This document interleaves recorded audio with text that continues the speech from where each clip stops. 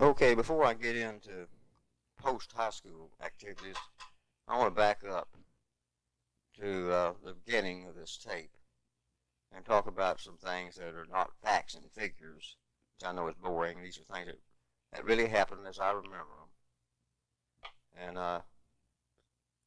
I think you might enjoy it. First, let me say that when I was born, my mother was 40 and my father was 47. Well, this is rather old for a new baby's parents, so also psychologists would say today that that's not a good situation, that you ought to be younger and you can be more active with your children. But I take umbrage with that because I don't think I missed out on a thing.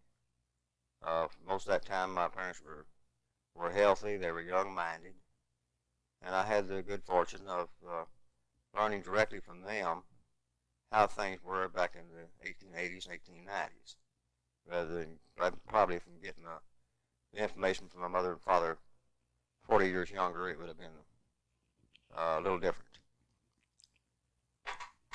I wanted to also mention, all I did mention already, that at the Boys Home and the Inks Lake State Park and Longhorn Cavern were out there.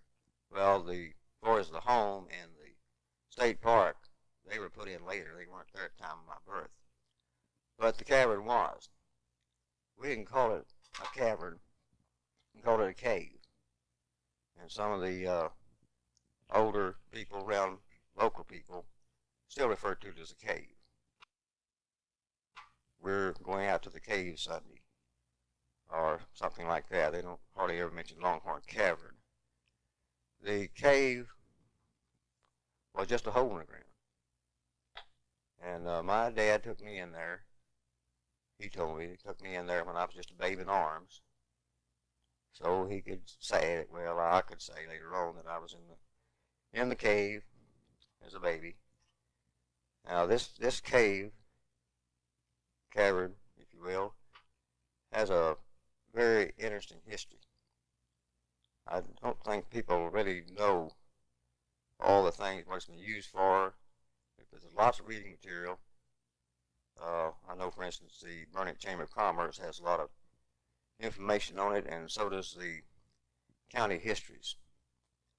I kind of wish that one of my songwriting sons would write a ballad about the cave, but I'll leave that up to them, and they should read the history firsthand to write anything if they ever decide to.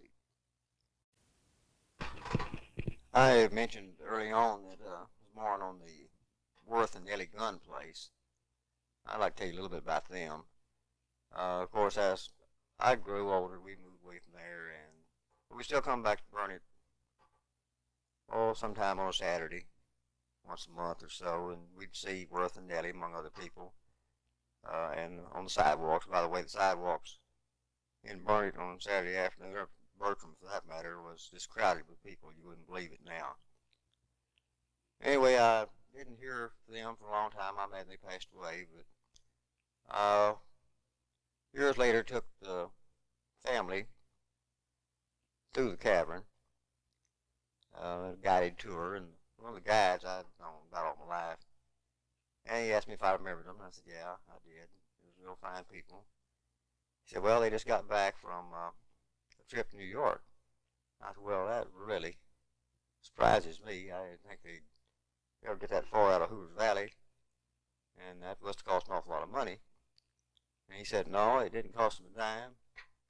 He said they sold kookaburras for porcupine eggs and financed the trip that way.